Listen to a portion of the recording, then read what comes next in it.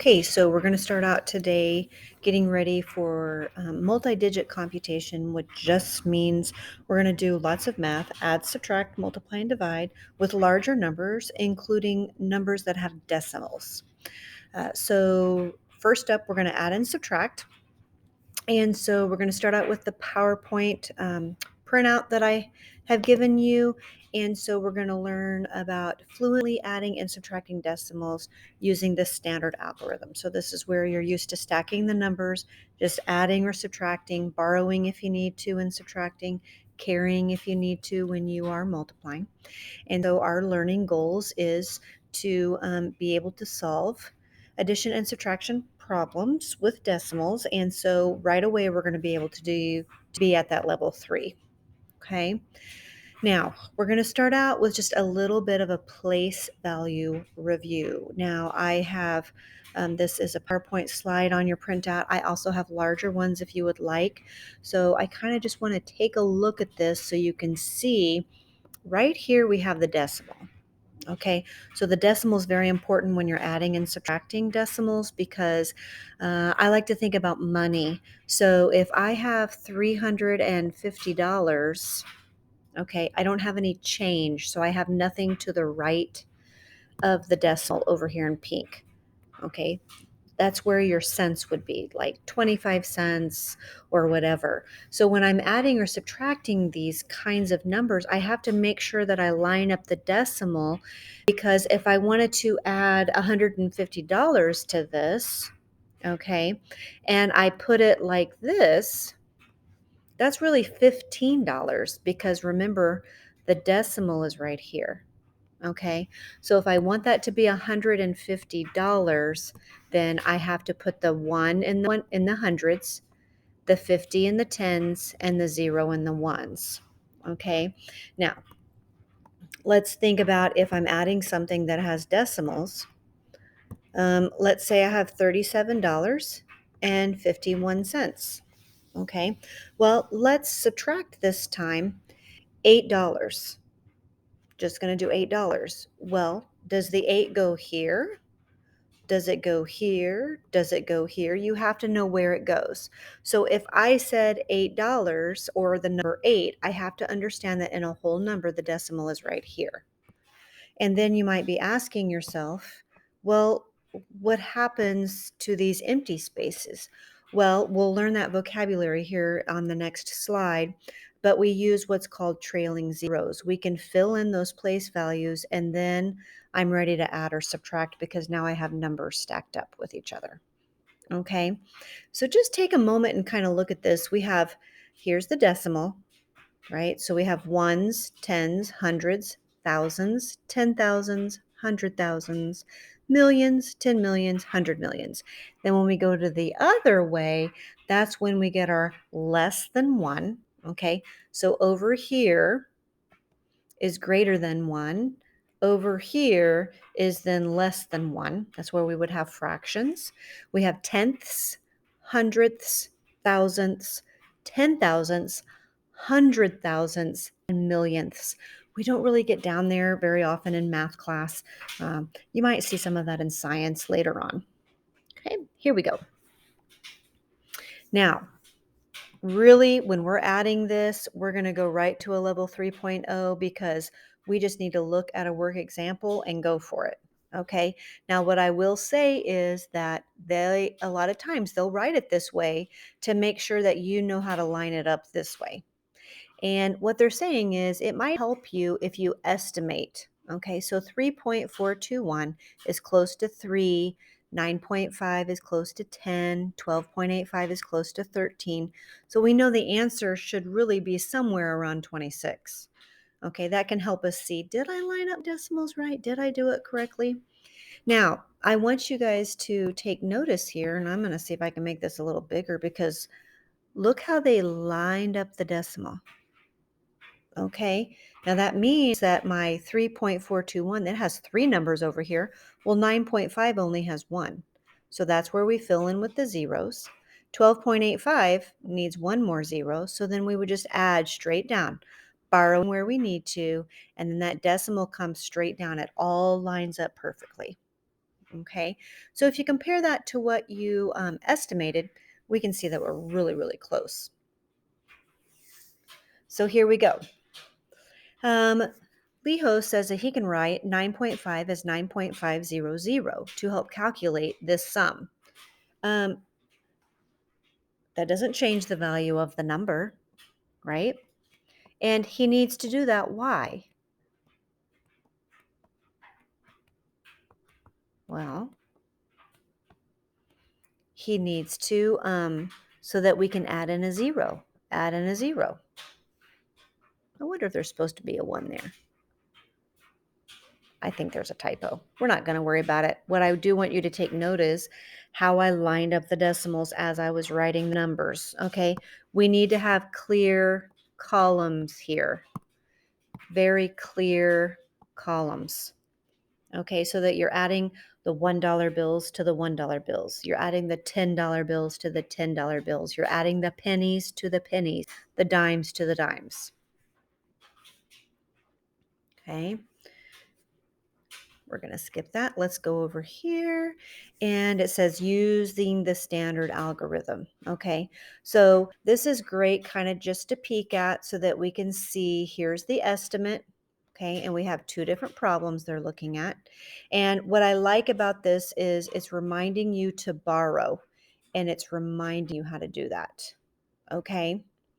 You need to make sure that you understand and know those skills. I'm not really going to go over it until I'm just working examples. Okay, remember, you cannot take 0 minus 5. If I have a 0, I can't take 5 away from that.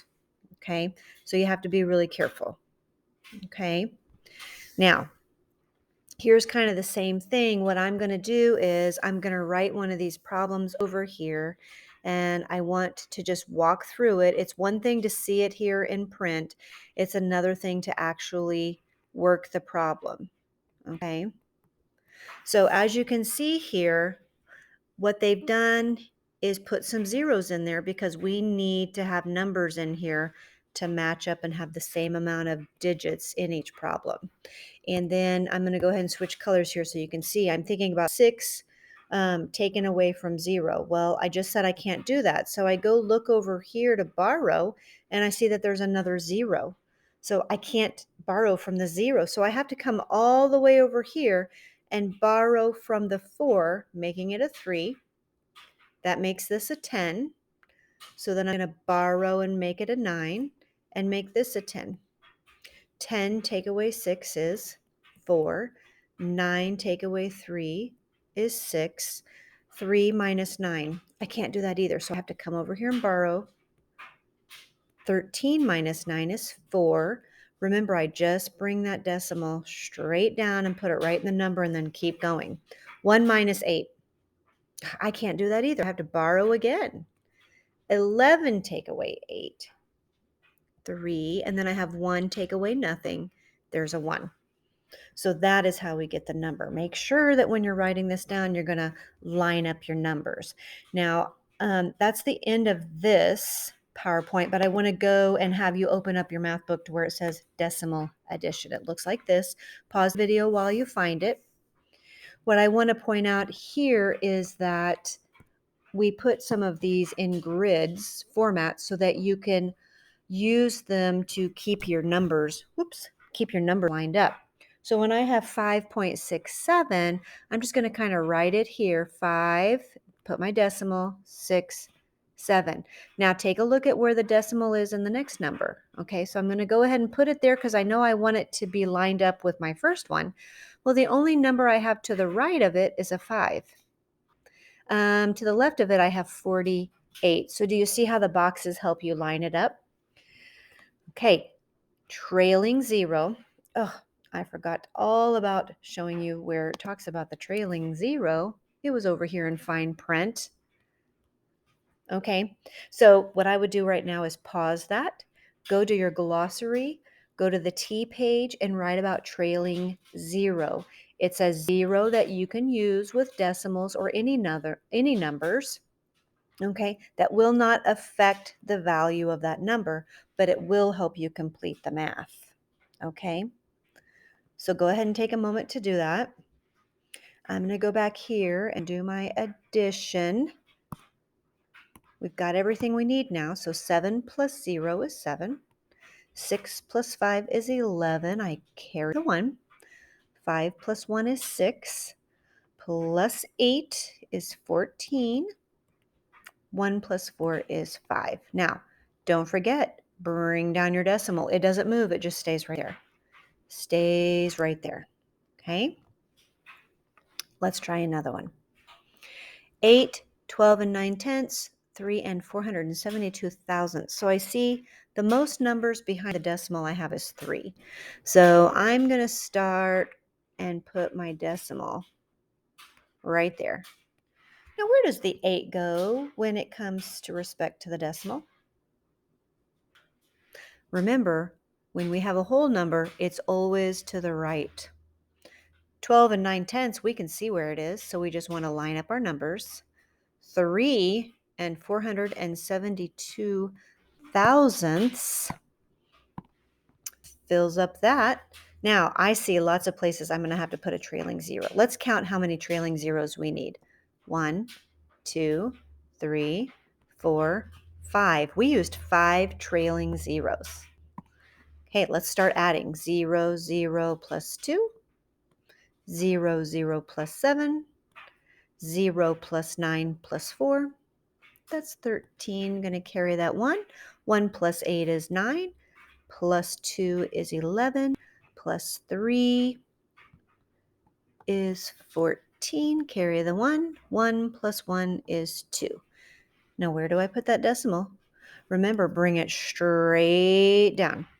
Okay, now you have 2 there to try while you are using the grid. Okay, pause the video and do those. I'm going to keep going with my video and do these 2 subtraction. Okay, so when you're done with the addition, come here to the subtraction. I have a digit and a digit. So I'm just going to put my decimal right here, writing those numbers. Now I'm ready to subtract. Now, can I take 4 minus 7?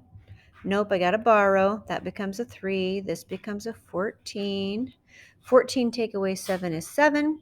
3 minus 6. Oh, I can't do that either. Have to borrow again. So that makes it 13 take away 6. That's another 7. And 2 take away nothing is 2. All I have left to do is bring down my decimal point and I am done. Let's take a look at example 2. I have a whole number here, 526. Then I'm subtracting a number that has 2 decimals. So I know that has to go there. But 526, that starts all the way over here in the hundredths. So I have to add my trailing zeros. Now let's subtract 0 minus 8. Oh, can't do that. Please don't put an 8 down there.